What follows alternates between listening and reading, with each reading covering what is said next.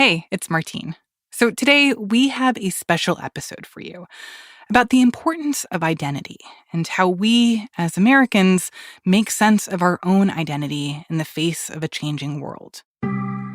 But before we jump in, I want to flag one of the big stories that we're following, the latest from Donald Trump's hush money trial in New York. Michael Cohen, Trump's former fixer, took the stand this week. He's a key witness when it comes to whether Trump falsified business records to cover up a payment to adult film actress Stormy Daniels. On the stand, Cohen explained Trump's involvement in all the deals he executed on behalf of the former president. Trump's lawyers questioned Cohen's credibility and his often profane social media commentary about Trump. So listen to Post Reports later this week for a breakdown of what happened in Manhattan. We'll also dig into how this trial and Trump's other legal battles are affecting his ground game ahead of November's election. As for today's episode and that conversation on identity that I promised you, you're about to hear a live discussion from the Cascade PBS Ideas Festival, held earlier this month in Seattle. It's a gathering that brings together journalists and innovators to tackle some of the most critical cultural conversations we're having in our country today. My Post Reports co-host Elahe Izadi and I hosted a live podcast taping of Post Reports on stage with two of our colleagues from Washington Post Opinions, columnists Shadi Hamid and Jason Willick. We chatted about the state of American identity as trust in institutions has reached record lows, and many people are in search of shared values, community, and ways to understand where they fit in. Where do these changes leave us? Are we creating more opportunities to understand each other, or are we becoming more fractured? We tackled those questions and a whole lot more in our live podcast recording. So today, we have that conversation to share with you. All right, here's the show. Hello. Hi. Welcome to the Cascade PBS Ideas Festival. My name is Martine Powers. I host the Washington Post podcast, Post Reports, with my wonderful colleague here. Hi, I'm Elahe Izadi, and along with co-hosting Post Reports, I'm also a media reporter at the Post. And Martine and I are thrilled to be here because we're going to be diving deep on a conversation that echoes ones that are happening all over the country right now. Right. When you think of this moment, a politically tense campaign year, when wars are raging, we have campus protests that are spreading and escalating across the country. The undercurrent to a lot of what's happening right now is this concept of identity. Yeah, the importance of identity has gained more prominence in our cultural, but also our political discourse. But Martine and I are curious, what are the ramifications of that? Are we elevating more voices and creating opportunities for understanding, or are we becoming more fractured as a nation? These are questions that come up a lot for Elahe and myself as we are covering the news every day. So we wanted to turn to two of our colleagues on the opinion side who have been grappling with answers to those questions. So our guests today are Washington Post opinion columnists. First, we have Shadi Hamid. He is a member of the Post editorial board and an assistant research professor of Islamic studies at Fuller Seminary. Shadi, we're so happy you're here. Thanks so much for having me. And yes, give it up for Shadi. And we're also delighted to have Jason Willick. He writes a regular column for the Post Opinions on legal issues, political ideas, and foreign affairs. Hello, Jason. Thanks. Welcome. We're psyched to be here. Yeah, so I wanted to first start by asking you, Shadi, because as I understand it, you have shifted your thinking, which is is interesting in of itself for someone to shift their thinking about something that's very important to them, about the role that identity should or does play in how we respond to these global events as Americans. And that really shifted for you after October 7th, the Hamas attack on Israel. Can you tell us a little bit about that? Yeah, sure. So before October 7th, I was a critic of identity politics, or what one might call wokeness in scare quotes. We can debate about that term. But I was someone who, I didn't always like to have my own identity in the foreground. I saw myself not necessarily primarily as an Arab or a Muslim, although I am those things. I saw myself primarily as a writer or an analyst who happened to be Muslim or happened to be Arab. And I think that I bristled at the idea that people could define me just based on things that I was born with and didn't really have much control over, an ethnic identity or a racial identity. And I didn't have a big problem being the only brown person or only Arab person in the room. I didn't feel like it was super important if there was one of us or two or three. I was more interested in the people in the room, what are their ideas, than what their identity descriptors were. But I think post-October 7th, I'm finding my own Arab and Muslim identity more in the foreground, because so much is revolving around where we sit or where we stand on the Israel-Gaza war and everything that comes with it.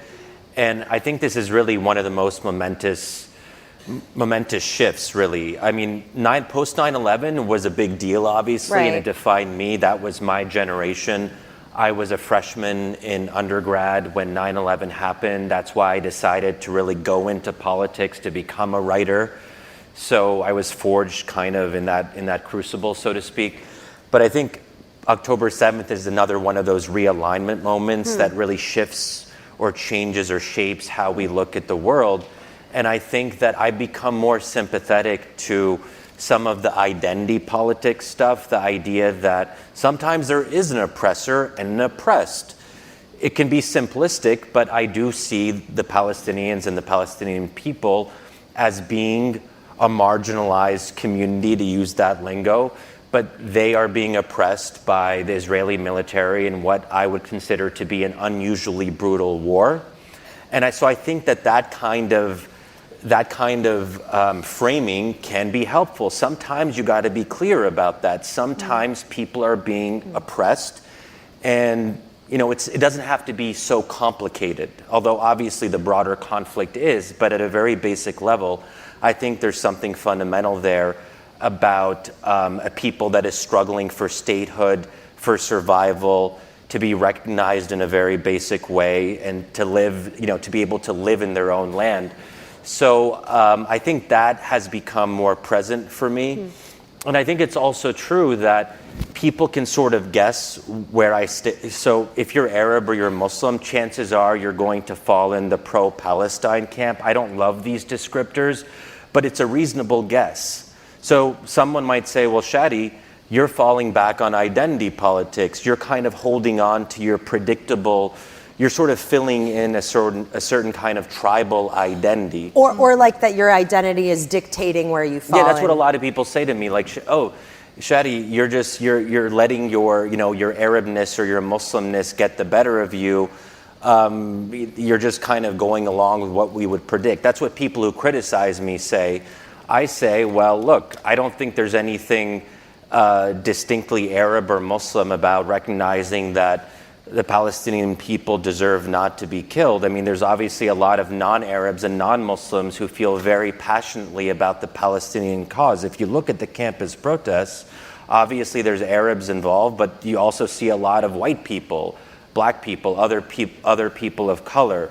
So I don't love that when people sort of put that on me. Oh, Shadi, you're just playing a role or whatever, or you're just kind of representing your group. No, I feel very passionately about what's happening to Palestinians. Obviously, I know more about the Palestinian cause because of my Arab background.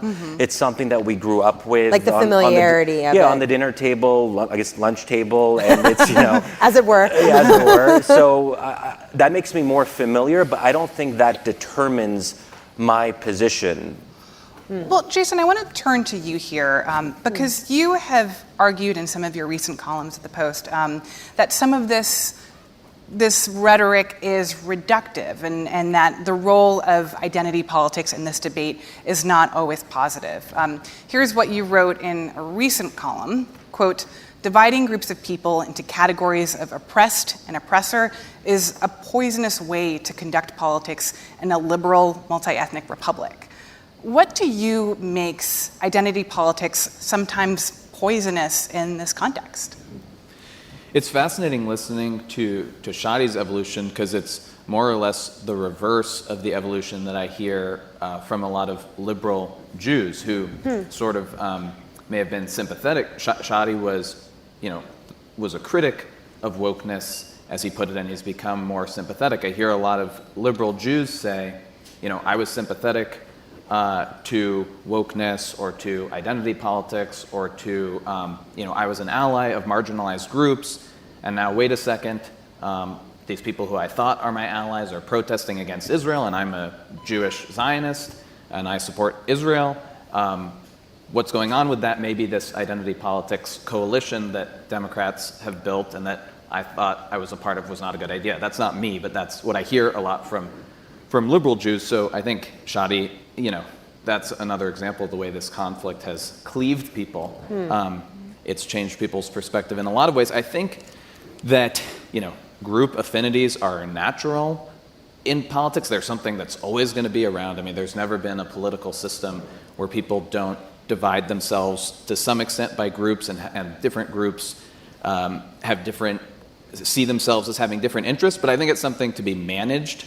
It's a reality of human politics and human relations to be managed. It's probably not a good thing to lean into or to celebrate, because when people can divide themselves, when you have a healthy polity with a strong sense of, an American creed, something that all people can believe in, then they may be less likely to divide themselves, to sort themselves into identity groups. I think when you have sort of that glue, the ideological glue of a society start to weaken, the default is identity-based politics. So I think identity politics can be both a symptom and a cause of political problems, especially in a creedal country like the United States that's not, that has people of all, is the most diverse country in the world. Well, that's interesting, because the idea of American, you're touching on it, that a lot of us who grew up in this country were taught as children. I mean, this is something I heard, I think you heard growing up, was that America is a country that is founded on ideals. It's a country that's united by, it's about ideas. It's not about, our ethnicity or our religion.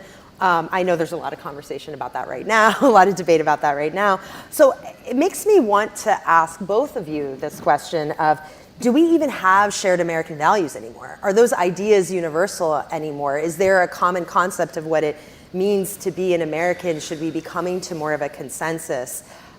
Because it does feel like there are some fundamental disagreements about what it means to be an American, and I think that's the undercurrent for even this immediate moment of the war that we're talking about. So maybe Shadi, do you want to address that? I'd love to hear what you have to say too, Jason. Yeah, so I think that in this sort of Trump or post-Trump era that we're in, we as Americans no longer agree on the fundamental questions. So the so-called who we are questions, what it means to be American, the role of religion in public life, the nature of America's founding, these are the deepest issues you can sort of contend with. And I think that we just don't agree on them. I mean, if you go back to the Obama era, we were still debating policy issues, marginal tax rates, health care. Remember when Obama wore that tan suit? That was a huge controversy. It was a big deal. So back then, those were the kinds of debates we were having. We weren't yet at the foundational stuff. It was still kind of superficial. And I think that is a shift that's going to stay with us probably for the rest of our lives. And maybe the Obama years and what came before, the sort of triumphalism of the 1990s, where it felt that America, there was a sense of optimism and that we as Americans were moving in the same direction. I think that's gone. And in some ways, America is becoming what a lot of the rest of the world is like. So I was living in the Middle East during a chunk of the Obama years, and what I saw in countries like Egypt and Tunisia, and I'm originally Egyptian, I should say, was that no one was debating policy. Everyone was debating what it means to be an Egyptian, the role of religion in public life. It was all about identity politics. And then I come back to the US in 2014, and then I start to see the same thing. It was almost as if the Middle East was offering up a dark preview of what was to come in America. And so that's been a really fascinating thing for me to see. And we might wish it were otherwise, but I think part of what democracy is, you do need a little bit of polarization. having deep divisions is good because we don't actually agree on the big questions. So instead of suppressing that and pretending that there's a common good that we can aspire to, what if there isn't a common good that we can aspire to? So on things like, just take abortion, for example, which kind of implicates our deepest convictions about the human person and what is a human person. We can get into a lot of debate and discussion and sit down with the opposite side, but when it comes to what we believe is the human person and what it means to be alive, how are we going to be able to split the middle on that? There isn't really a middle ground on that because that's kind of an existential question. So I think what I would prefer to see is that we sort of accept that this is the new normal. Instead of saying, well, let's come to a common ground, we say, let's learn to live with the people that we dislike, or let's learn to live with the people that we hate, because they're not going anywhere. So there's 74, I'm not a Trump voter, but there's 74 million of them, and they're not going anywhere. So I, as a left of center person, have to say, well, look, we're going to have to find a way to make this work. But you use the term debate and discussion, which I think is part of the challenge here, that having those debates and having those discussions, especially across an ideological divide or a difference of identity, is challenging and painful, and I think, frankly, a thing in this moment that a lot of people just don't want to do or don't see as worthwhile. Yeah, I mean, I think when you think about what identity politics or what identity means in a democracy, we want to be able to talk to people no matter what their identity is, and we want to be able to have a debate based on a shared language and reason. And what identity politics, I think, represents is it represents a view that if somebody has a different identity, they can't really understand. They can't understand what I'm saying. And this goes back to the founding. I think in the American founding, the Federalists wanted to have sort of an elite class of natural aristocrats who could find the common good and rule in service of the common interest. And people sort of said, you don't know what I'm going through.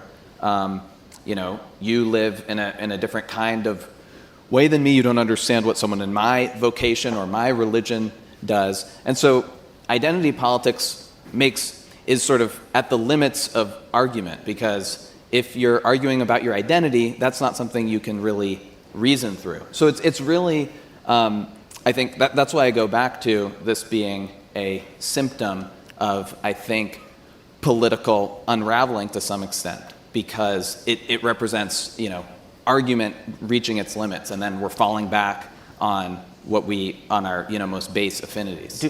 Do we have to always reason through things? Like going back to the Israel example here, in my close friend group in Washington, D.C., I'm pro-Palestine, in quotation marks. A couple of my close friends are staunchly pro-Israel.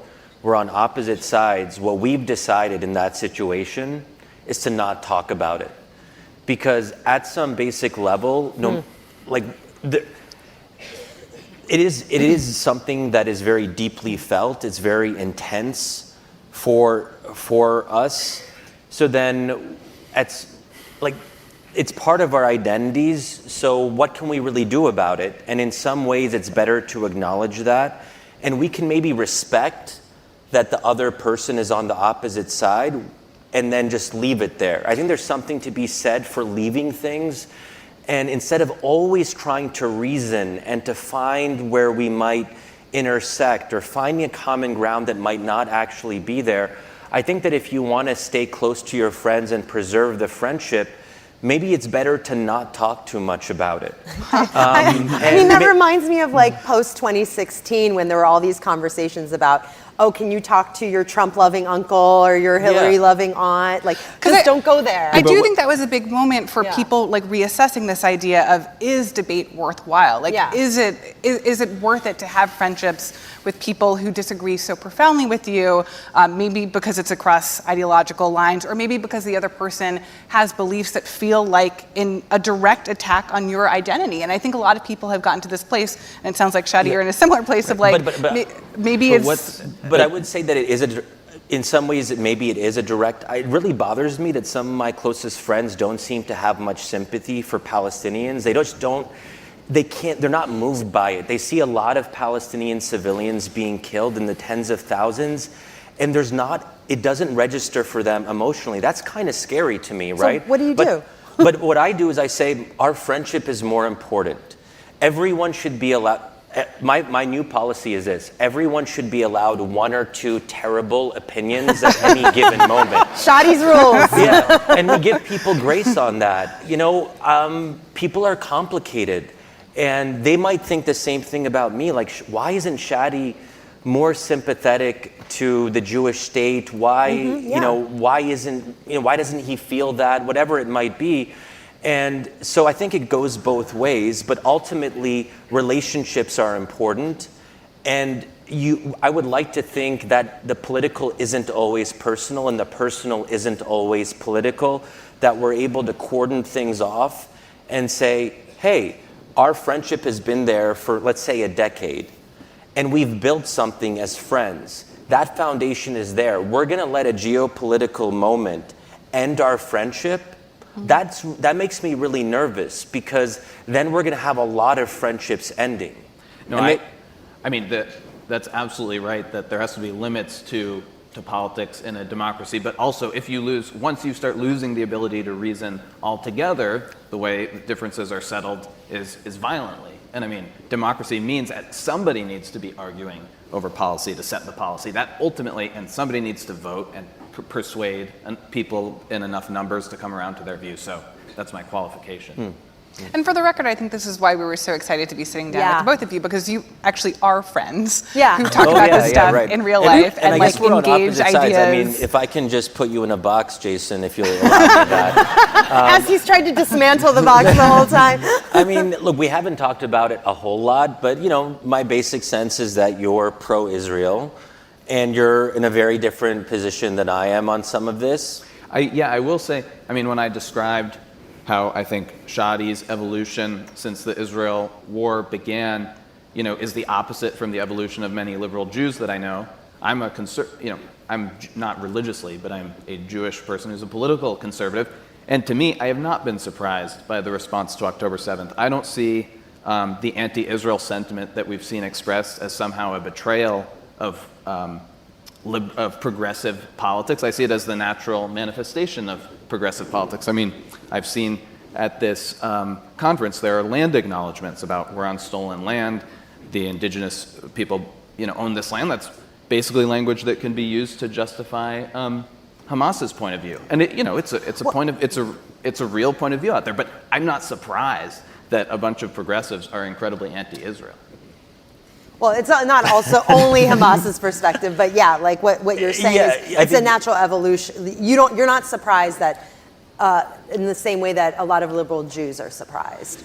Yeah, I don't see the anti-Israel movement as a betrayal of progressive politics. I see it as part of progressive politics. I agree with the progressives protesting on that extent. They're consistent. But so I find that a lot of the Jews and Zionists who are most anguished by this are people who I thought that liberal politics meant supporting Israel, especially Jews who grew up in the 20th century in the era of labor Zionism after World War II and shortly after Israel's creation. I'm pro-Israel, but I'm not surprised or confused by the ideological trends that make people anti-Israel. And that makes me like progressives more, because they are more critical of Israel. I like that. And it was interesting that just like last summer, I was becoming more and more critical of progressives on some of the social and moral issues of our time. That I tend to be, I guess, to put my own self in a box. Might as well, you put it. Yeah, I mean, I'm vaguely left of center, but I am more socially and religiously conservative than, say, the median Democratic voter. I think it's good for religion to play a role in public life. I see religion as a force for good. It bothers me that the Democratic Party has become less hospitable to people and communities of faith. I think it's become a much more secularized party.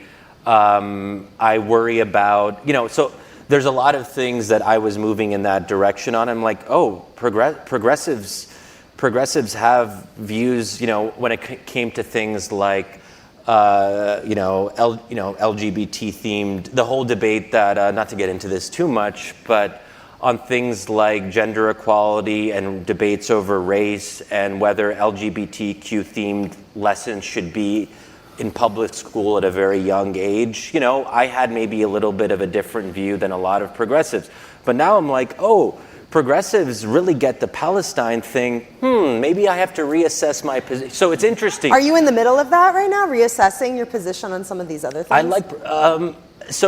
Because it's interesting, because from where I'm sitting, it sounds like, and forgive me for if this is a reduction of you, that once it hit close to home on something for you, that it caused you to rethink these issues that weren't, maybe, I don't know, hitting close to home for you, but they were for other people. Here's what I'm struggling with. I was aligned with some of the quote-unquote anti-woke people a year ago, but now I'm wondering if most of my formerly anti-woke allies are really hardcore pro-Israel and don't seem to have much sympathy for Arabs, Muslims, or Palestinians, to kind of paint with a broad brush, is there something about anti-wokeness that makes people like a little bit more callous, a little bit less sympathetic to people who are suffering? Like maybe the audience in Seattle says yes. Yeah. So if that is an impulse, that is at play with some of these people who I was maybe friends with or allied with on some of these issues a year ago, I wish that wasn't the case. I think that you can be critical of identity politics in the ways that Jason is, and not be callous towards people. It doesn't have to be an either or, but what I am finding is that sometimes people are fitting in these kinds of boxes where if you're not very sympathetic to Palestinians, then or to put it the other way around, if you're not very sympathetic to other marginalized communities in the US, that seems to transfer to geopolitics and to the Israeli-Palestinian conflict. And it is forcing me to reckon with this a little bit more, with something, and I should say, I wish this wasn't the case, and I'm sort of almost bothered by it. The Israel-Gaza war should not be defining my politics the way that it is, but it feels like such a momentous moment for me.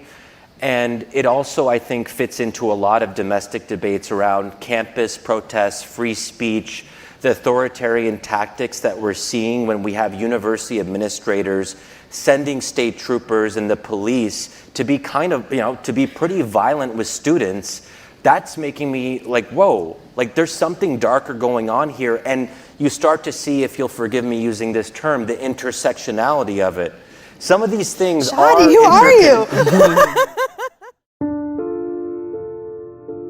We're going to take a pause there, and after a short break, we'll return to the rest of our conversation at the Cascade PBS Ideas Festival. We'll be right back.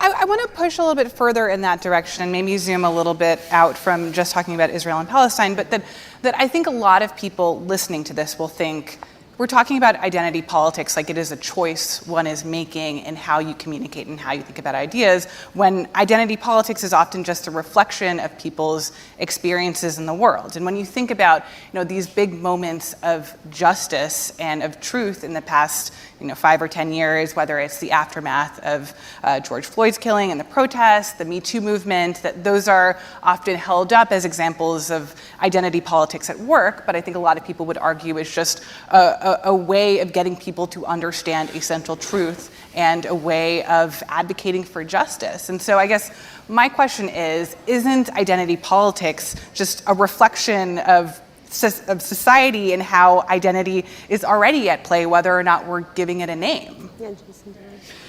Sure. I mean, like I said, I think there's no society where people's identities aren't relevant and that they don't organize around them and that they don't see themselves through that lens. But like I said, I think it's something to be managed, not something to be pushed to the fore.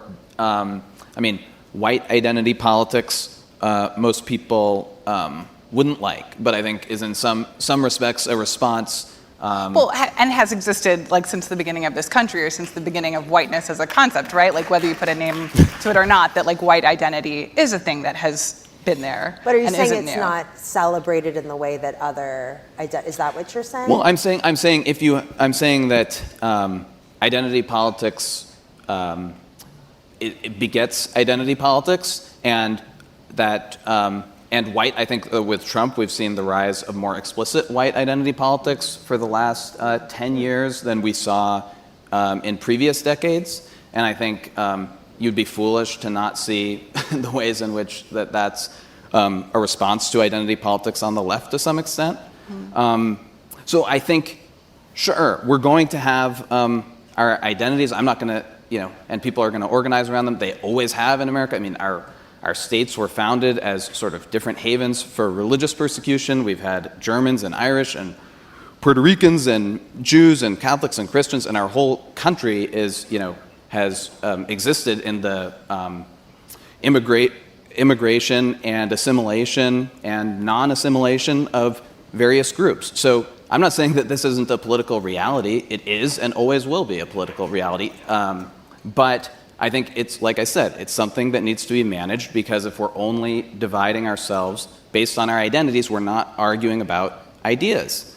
Or if we're telling people that, as an X or as a white person, I say this, you're sort of saying that there's a fundamental difference in the ability to participate democratically and represent one another depending on our identities. And I think that is something that we see in Bosnia or in Yugoslavia, or Shadi said, in some Middle Eastern countries, when that gets to an extreme, where that goes, and it's the end of debate. So it's obvious. I'm not under any illusions, but it's a balance that has to be struck.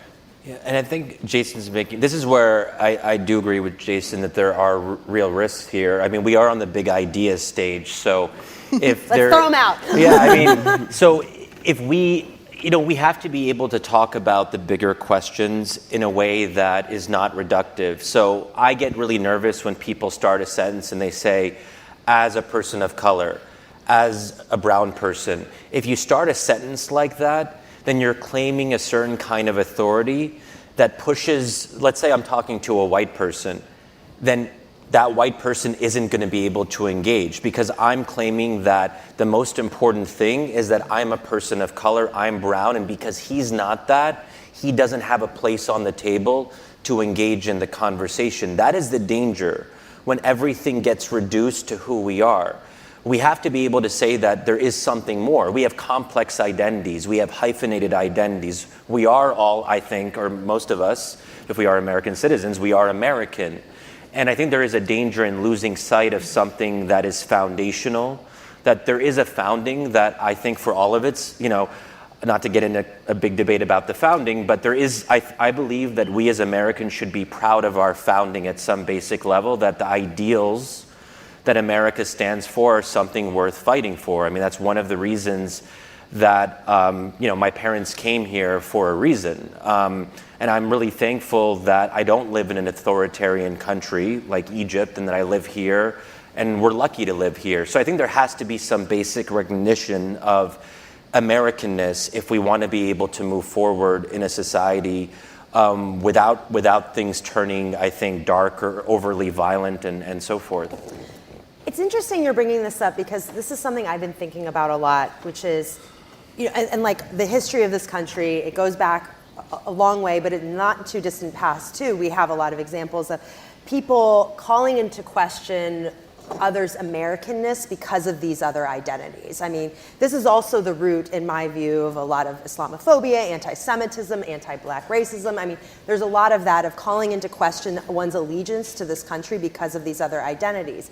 So on the flip side, one could look at this as, if we allow space for people to talk about, uphold, celebrate these other identities, it helps widen the idea of what it means to be an American, and that being an American can in fact encompass all of this. But I wonder if it's what you're saying, Jason, where you're suggesting that taken to an extreme, like there has to be some sort of middle ground. Like, how do you find that balance? I don't know. What do you make of that? Yeah, I think I think there needs to be there needs to be a balance, and I think, like Shadi said, an American creed is, at least in theory, open to everyone, and it's based on the Constitution. It's based on certain ideas. It's based on certain ways of living our lives, and that has made our country amazing. I mean, there's very few countries that have that kind of ethnic pluralism and that are constitutional republics. And so I think that like I said, identity is going to be an engine for social change, and people are going to organize, but we can't abandon the American creed in exchange for more narrow identities. But can it encompass these? Can the American identity become broader by encompassing all these other identities? I mean, a very simple example of this would be, and I've talked about it on our show before, that I used to go by like an Americanized name. I didn't really have a choice. My parents said, just go by this name. And then I decided to go by Ellie. Okay. Which Really? I I didn't know that. Oh, Martine's learning about me today. Elahe is much better. You're an Elahe, not an Ellie. Yeah, but I decided to go by my real name, and I had my own journey around it. But one of the initial ideas I had around it was to show that this name is an American name, just like everyone's name up here is an American name, because to be an American can be all these identities. So I think that's where I'm sort of trying to find I like get your point, but I'm trying to understand, like, where is there space for people of all different backgrounds to make a claim and celebrate and inject into the idea of what it means to be an American all of these diverse expressions. But then when does it become so divisive and isolating? Right. I mean, we're arguing about all of this at a very abstract level. I think at a more practical level, what's happening in our politics is the Democratic coalition is facing a lot of pressure from that sort of theory of the case falling apart, in the sense that Republicans are winning more and more support from working class blacks and Latinos, and I think I think a lot of Republicans thought, wait a second, to win Latino votes, we need to focus on immigration, because that's what Latinos care about. They care about immigration. Oh, that was the big takeaway from the 2012 election, right? Right. Yeah.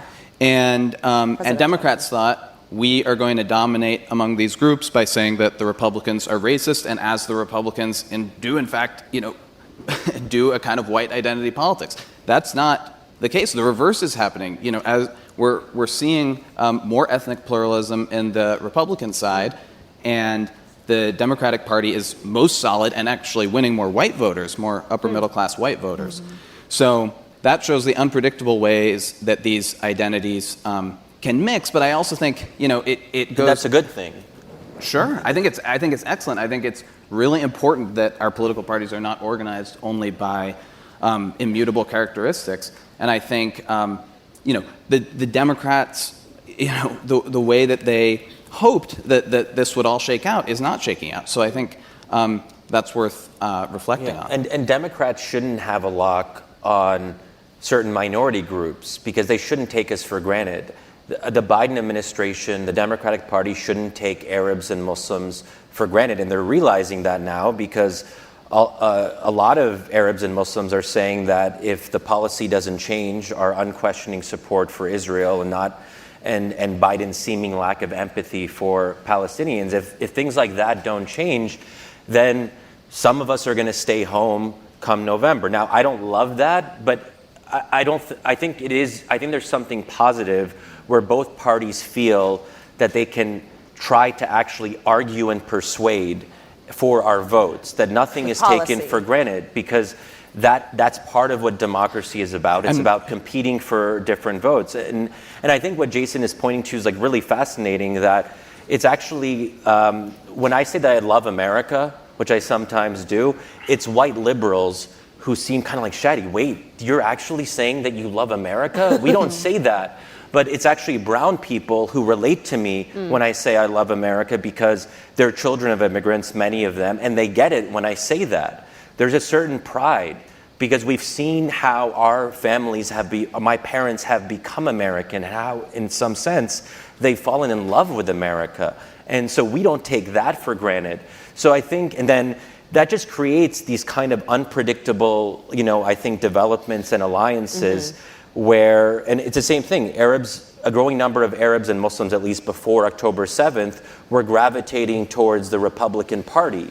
So I think there's something good about scrambling these identities and surprising people in that way. I have to say, yesterday, right after I arrived in Seattle, I went to the History Museum where they happened to be having a citizenship ceremony at the same time. And just like passing by, seeing them call out the names. Did you cry? I was really tearing Yeah. up, and it was a reminder of, what you're saying, of that, like, as much as this is a moment where I think so many people are reflecting on this country and like whether we're headed in a good or bad direction, and like what does it all mean, and maybe this is a country like based on a mountain of lies and injustices, that like there is something sort of fundamentally that I think as an American you can feel patriotic about, or feel like there is a sense of ideals that even if we're not reaching them, that is like ingrained in at least my identity, and I think a lot of our identities, even if it feels a lot more complicated. I mean, the good thing about ideals is that they're there even if they're not met. And we have to remember, most other countries aren't founded on ideals. They're founded on, so you're German or you're Swedish or you're Norwegian. Norway is a country of Norwegians. It's not, there isn't this kind of greater aspiration. And we have that, and I think it's very easy to forget that. But the great thing about ideals is that at least they're still possible. And they kind of sit there as a kind of North Star. And I think maybe all of this is corny and basic or whatever, but I think they're real too. And I think a lot of us actually feel them in some fundamental way. We have to finish in a moment. And so before we leave, I did want to ask both of you, looking ahead to, we're in a campaign year, so we can look to this year ahead, or in the coming years. What is one of the more fascinating developments, or the thing that you're going to be watching when it comes to this sort of like realignment and rethinking of identity? What's the thing that's going to be on your radar that you're tracking? Jason, do you want to start? Well, I guess what I mentioned before about the political realignment that we're seeing to some extent around race and ethnicity, that I think both campaigns are very aware of. I think that, Trump increased his share of the Latino vote significantly between 2016 and 2020. If he increased it again at that same rate, New Mexico, Nevada, Arizona, he'd probably win. And I think I'm going to be watching that. And frankly, I'm just going to be pondering on how we got it so wrong. Like you said, in 2012, the Republicans almost did the reverse of what they thought they were supposed to do, or what their most analysts said they were supposed to do after they lost the 2012 election. And it's redounding to their benefit to some extent. I don't actually think that Trump is going to win, but I'm going to watch to what extent that continues, and I'm going to watch to what extent we can keep arguing with each other through ideas and not have violence as we did at the end of the last election. So Jason just mentioned ideas again, and this Radiohead song just came to mind. It's called Big Ideas, and it goes like, big ideas don't get any, they're not going to happen. That's like one of the lyrics. It's very dark, but that just came to mind right now. I just felt like we needed to end with that. Yeah, you just seem to end on the biggest downer possible. No, but I do think that part of the reason that Jason and I do what we do, we're writers, is because we do believe in big ideas. They might not happen, but that doesn't mean we can't advocate and write about the things that we believe in. And I think that what makes America great,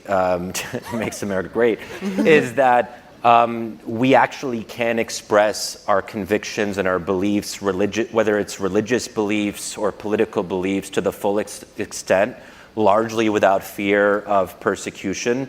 And we can do that openly in forums like this. And that's a pretty great thing. So, but I do hope that going forward, the Israel-Gaza war sort of subsides a little bit, because I don't actually love where I'm at politically now. Like, I don't want to be completely focused on Israel-Palestine. I want to be able to focus on other things that are important to me, and I'm just finding it hard now, and that's been like a difficult back and forth for me. But There is something about the fact how the Middle East imposes itself on American politics that makes me uncomfortable. And I would like us to get back to a time where the Middle East is not shifting our politics in the way that it is now. Like, it would be sort of weird and kind of a frightening thought that a terrorist organization like Hamas, through their atrocities on October 7th, would have indirectly changed the outcome of an election. If so many people decide to vote in a different way because of the Israel-Gaza war, and Democrats lose, I don't want that to happen, but there is a chance Biden might lose because Arab Americans, Muslim Americans, and young progressives decide to stay home because they're angry. And I think that's just a crazy idea to think about, and it's unfortunate, but it is a real risk going into November. And I think we're all going to be watching for that. We're officially out of time, but I just wanted to thank you guys both so much on behalf of Elahe and myself for this very honest conversation. I think it's a model for how people should be talking with each other going forward. So Shadi and Jason, thank you so much. And thank you to all of you here in the audience. If you want to hear more of these types of conversations, Elahe and I co-host Post Reports with the Washington Post.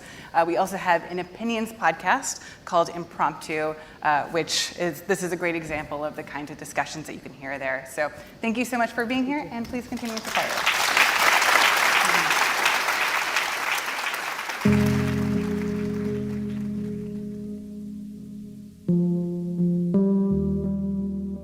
That was Washington Post opinion columnists Shadi Hamid and Jason Willick speaking with Elahe Izadi and I at the Cascade PBS Ideas Festival earlier this month in Seattle. That's it for Post Reports. Thanks for listening. Today's show was mixed by Ted Muldoon and edited by Monica Campbell.